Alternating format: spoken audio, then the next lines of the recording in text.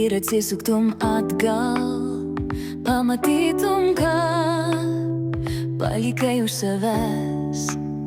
Ar tai džiaugsmas, ar tai liūdesys, tau tik likimo srovės pasakys.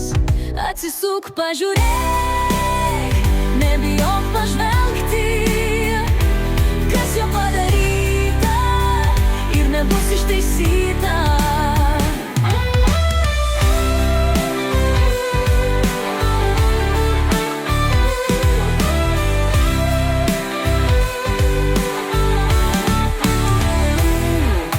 Gyvenimas toks trumpas, todėl pasvarstyk, ką ir kodėl darai.